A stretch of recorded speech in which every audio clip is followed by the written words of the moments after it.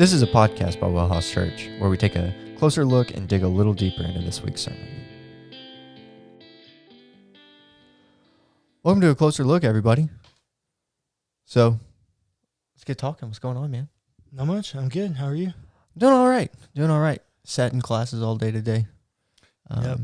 Trying to buy a trailer can be a bit much. But looking for a home. Yep, I understand that for sure. I sat in one class today, not a bunch, a 1 hour kind of spiritual formation class, which is always helpful. Yeah, that's pretty cool, man. Yeah. So we're talking about Jesus going to parties today. Yeah, that is an element of what we're talking about for sure. Yeah. So explain a bit more about your sermon.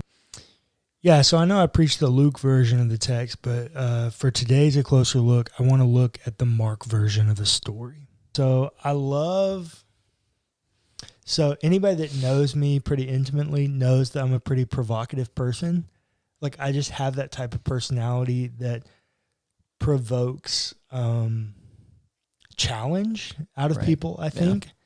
Yeah. And so maybe it's not the best comparison, but we spent most of our time in fundamentalist churches, you and I. Yeah. And so I feel like I was constantly rocking the boat because I never fit really well into the fundamentalist vein. I was always doing the things that pushed the boundaries. Yeah. I never veered all the way over to liberalism. Like, I think Jesus is a real person. Like, I never fit fully into the liberal vein, but I also never felt like firmly rooted in the fundamentalist vein. Sure. And so I never really felt like I had a home. I always felt like people were watching me and judging me. And that's one of the reasons I love the story that we have today.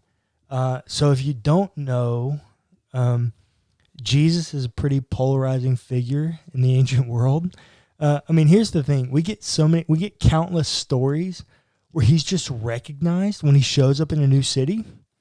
And like, for us, we don't think anything of that, right? Because we live in like celebrity culture. Yeah. But in the ancient world, they don't have photographs. Nope. They're not drawing pictures of people. Like, we don't have any, especially the carpenter from Nazareth, right? Jesus is not getting drawn, if anyone's getting drawn. It would be super cool if we had a real drawing of Jesus, because right now all we have is the speculation from BBC. Oh yeah, but like, that's a pretty fair representation. Sure, yeah. Like, Jesus is probably the dude. Like, if Jesus showed up today, you would probably think you'd be afraid of him because he might be dressed like a terrorist. Yeah, yeah. And like he's built like a corn-fed country boy. Yeah. Like, Jesus probably doesn't look the way you think he does. No. But so nobody has these photographs or really a true understanding of who Jesus is or what he looked like. Right. And yet everywhere he goes, he's identified. Yeah. It's because he's just a polarizing figure. Like, everybody kind of knows who Jesus is.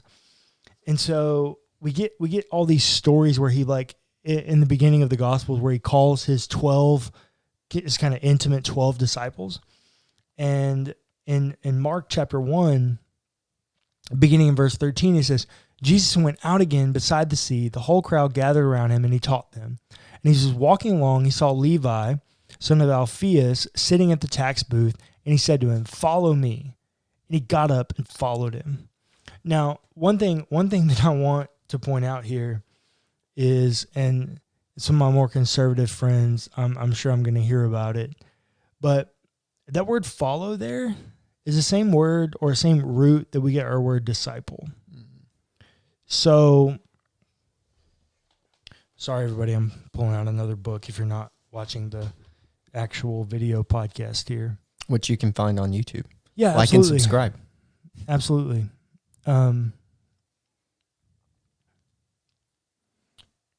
Okay, I'm sorry. So the Greek word's not actually where we get our word disciple from, but the word disciple means follower. And so when we see these phrases of follow, we should think disciple. Like that is what a disciple is. They're someone who's following the path of Jesus. Right. In our modern contemporary culture, that's not how we think about disciple. What do we think of? The pious person? Right. The person who pursues, to some extent, self-righteousness. Yeah. That's not what a disciple is. A disciple is someone who says, I'm going to go where the master goes. And so that means sitting at their feet. So Mary and Martha, right? That famous story where Martha's about doing and serving, and Mary's sitting at the feet of Jesus. That's the place of a disciple. They go where the master goes. And so in a context where we have contemporary views of what a disciple is, we miss that simply in the ancient world, a disciple is a follower. And so Jesus walks up to this tax collector who, by and large, is hated by society. Absolutely. So think back to your early childhood and remember the movie Robin Hood.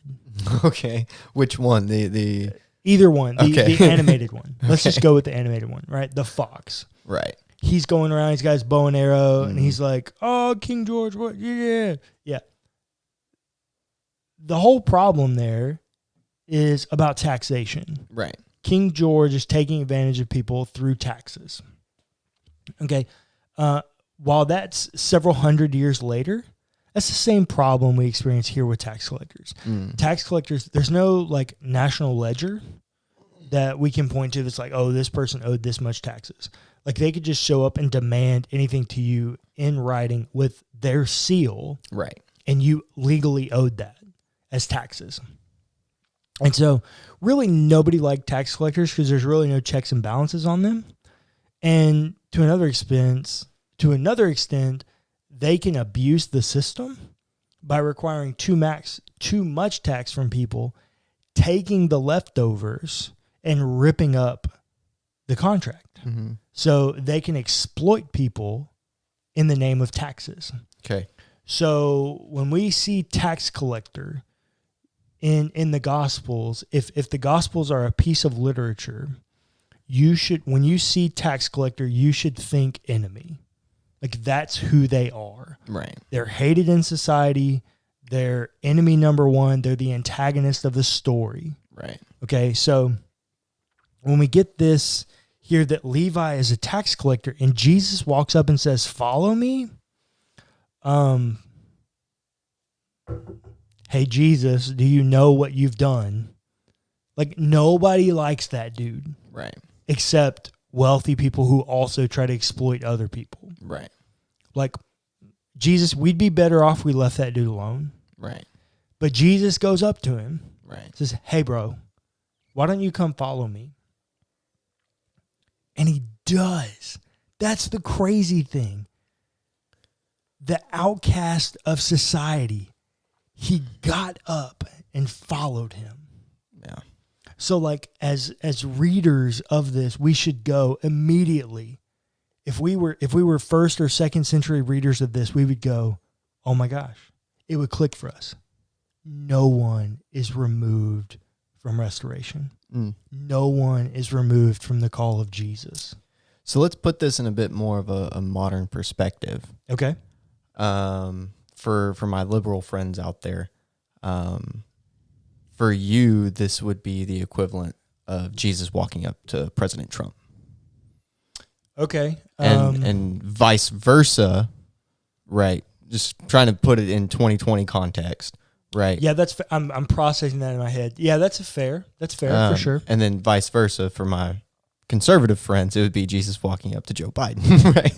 And yeah, maybe it from their perspective, right? Maybe the more, opposition. Yeah, maybe more for conservatives, it would be Jesus walking up to Bernie Sanders. Okay, fair enough. It would be the extreme. Fair enough. Yeah, right? Yeah. Whereas Joe Biden might be centered more as like a modern Democrat, right? Maybe not to the extreme that Bernie Sanders is. Like you'd be walking up to the polar opposite of you, the extreme end of what's acceptable. Okay. Well, so now you've got like a kind of a modern example of what we're talking about here. Yeah, someone in power, someone in positions of power who have influence over economy. Like, yeah, those are really good comparisons. Okay. Those are pretty good comparisons. And so then picking up in verse 15, it says, "And he sat at dinner in Levi's house. Many tax collectors and sinners were also sitting with Jesus and his disciples, for there were many who followed him." So, how much do you remember growing up in fundamentalism? Too much. Okay, so do you remember hearing the narrative that you need to separate yourself from lost people? Oh yeah, all the time. Yeah, it's like, so we're the called out people, right? So we remove ourselves, we separate ourselves from those people. It's a very much us versus them kind of community. And so if you're not with us, and specifically our fundamentalist expression, you're them, which is anything against us. So you could even be an Orthodox Christian, but you're against us because you're not in our expression. Yeah, I can't tell you how many times I heard people make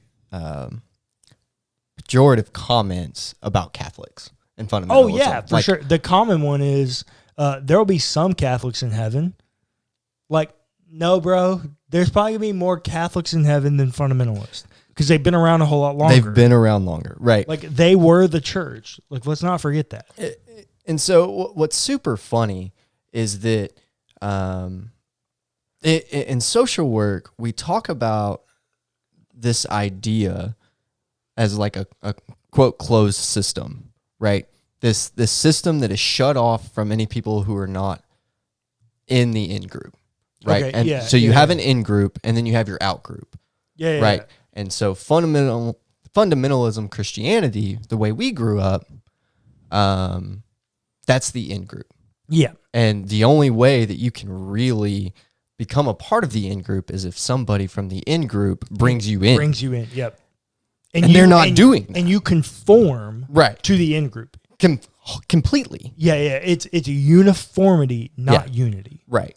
And people aren't doing that. So how are they expecting the church to grow? Exactly. Jesus doesn't do that. Right. Like, I want you to see that very clear in the text. Jesus doesn't do that. It says, "And as he sat at dinner in Levi's house." Yeah. Jesus didn't go take his lost friend and bring him into his own home. Jesus went to where he was. Right. And I think that's so important because in contemporary evangelical, fundamentalist, conservative, even moderate positional churches, we have a come and see evangelism tactic. Mm-hmm. Let's build these big buildings. Let's do this big thing, big production. Right. And let's have people come and see what we're about. Yeah. Nowhere do you see Jesus do that. Jesus goes to where they are.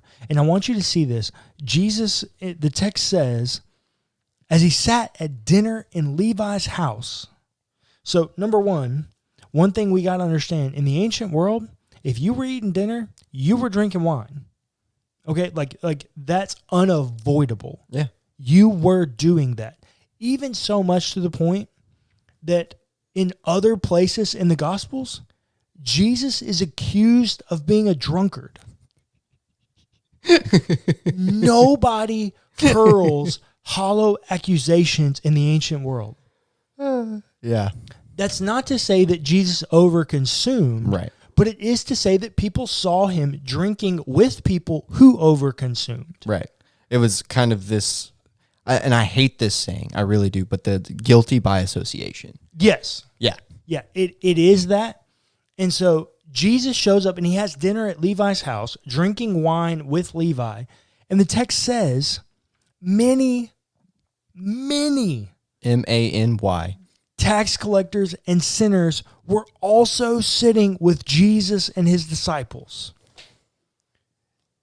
Jesus went in, if we can use this analogy, to the lion's den. Yeah. Like, Jesus didn't use the come and see mentality. No. Jesus said, I'm going to go to where they are. Right. This is why I feel so strongly at Wellhouse that we need to have a relational approach. Sure. Because that's what this is. Yeah. Like, if we were going to put a pin in this, this is relational evangelism. Right. Nowhere in this is Jesus judging anyone. Right. Jesus is going into their world and doing what they do in order to show them grace and extend them mercy. Yeah. Jesus doesn't say, hey, put your Sunday best on and come to the synagogue where you can be accepted because you look like us. Jesus says, no, I have a message that's worth sharing with you. So I'm going to go where you are, and I'm going to do the things that you do. Super cool. It's super cool. Like, I think these little stories, I mean, this story that we're going to look at here is literally 4 or 5 verses. Yeah.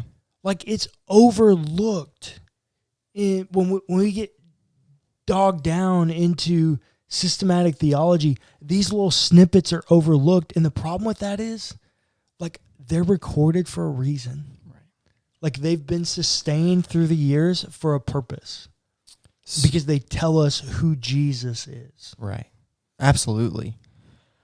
So something, a little bit of a challenge / call to action for all of our listeners, whether you attend Wellhouse or not. And if you do attend Wellhouse, I'm going to hold you to this a bit stronger. Yeah.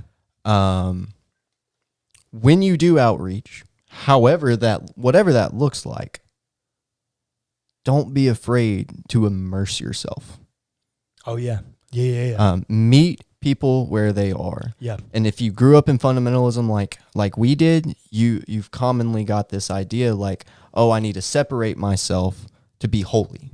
Yeah. Right. Oh, yeah. Right. The holiness movement is huge in this.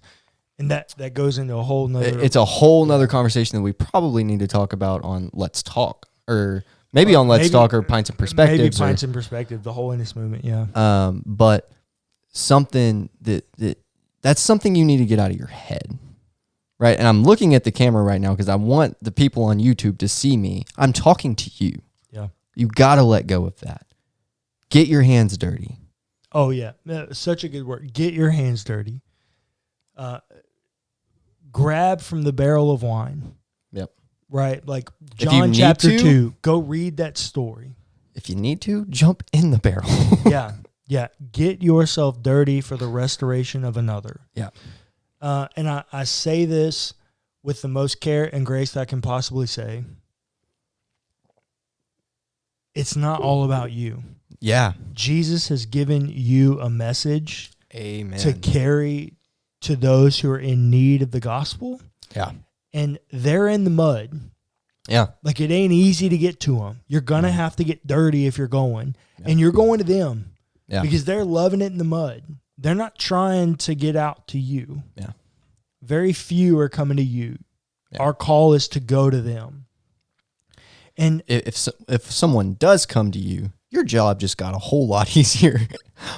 Yeah, absolutely. But that's not your only job. Right. And this shows up in the rest of the story in a really cool way. I actually love the way this story plays out because it's so relevant to where we exist today.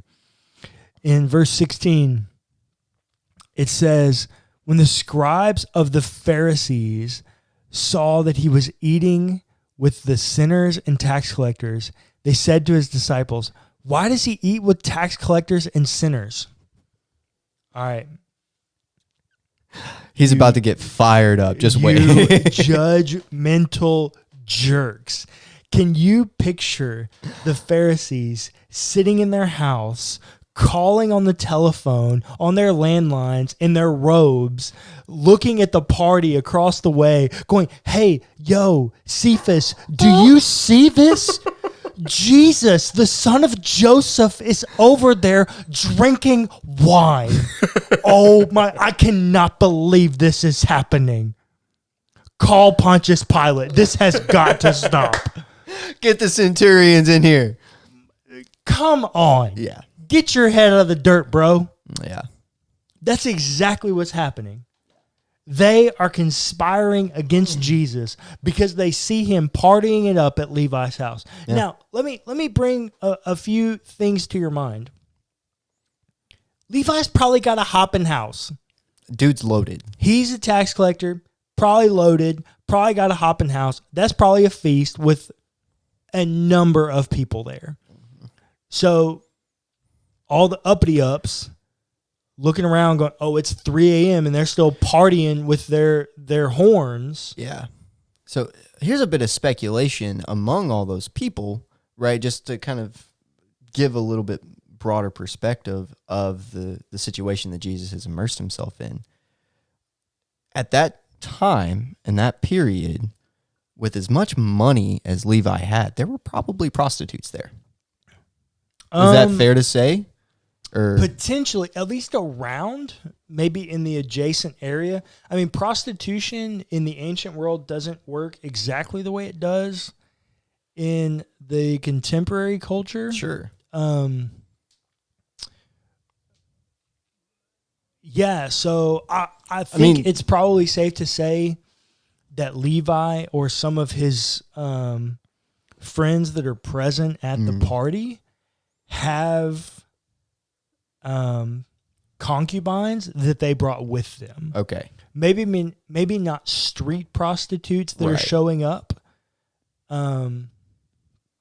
but definitely people of means have concubines that they use and exploit for power moves. So not only is Jesus immersing himself in a financial oppression, but also humanitarian, like oppression of humans, like actually taking away people's right to choose.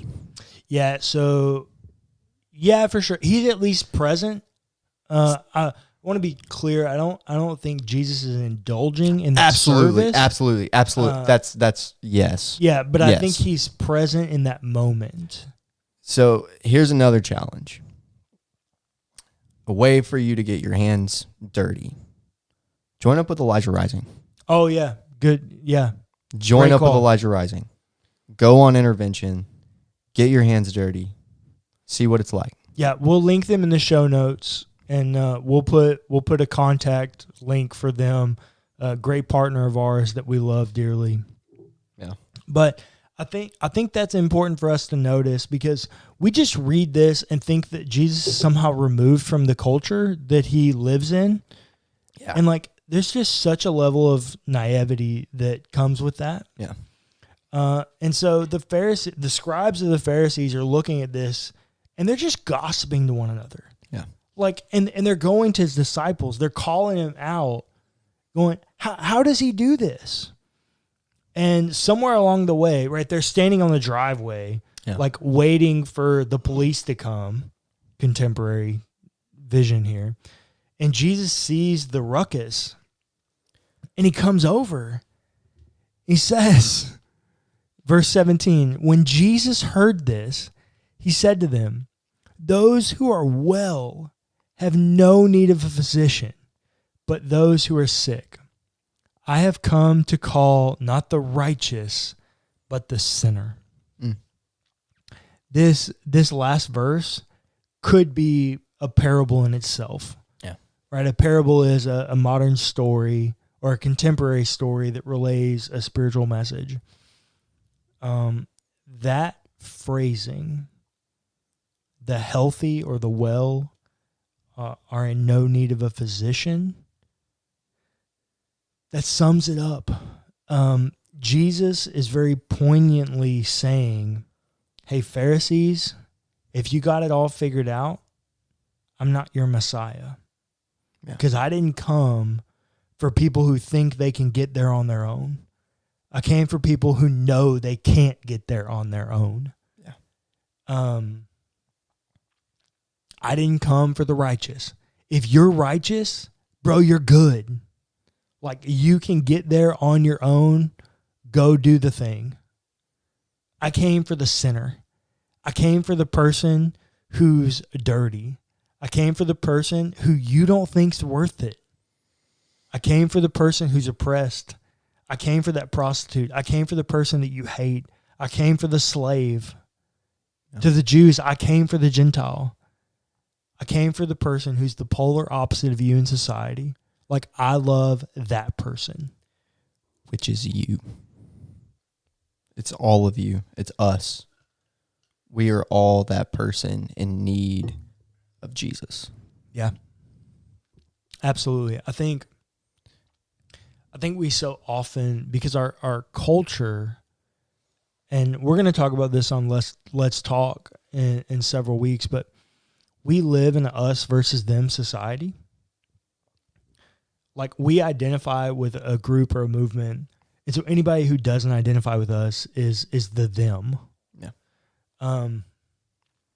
To some extent, Jesus has put himself in this category of an us versus them, but he did it in the way you wouldn't think he would do it. Right. Jesus is God incarnate. Yeah. Jesus is God in human flesh, the most righteous and pure that you can be. And you have in this story, you've got the sinners with Levi, the tax collectors that Jesus is partying up with, and you've got the righteous. For my podcast listeners, I've got air quotes here.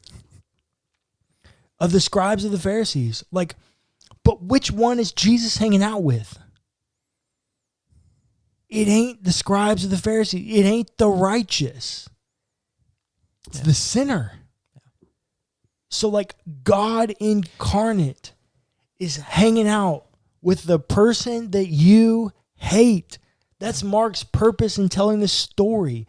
Is the beginning of the story, you're supposed to place yourself alongside Jesus, and you get an antagonist, the Pharisees, the religious folk, and you got to pick a side.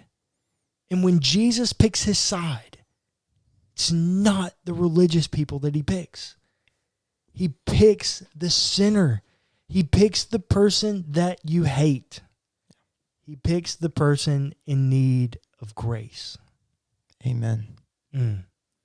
That will preach, my friend. He did preach on it. That's right. Yeah, that was it was a great sermon. That was a great talk. I really enjoyed that one. Thanks, man. So you got anything else for us? Well, House Church, please, Christian, go get your hands dirty. Amen. Don't be afraid to hang out with the sinners and the tax collectors. Go be Jesus to them. Drink wine with them. Connect with them in relationship so that they may be restored by the ultimate healer, the physician, named Jesus.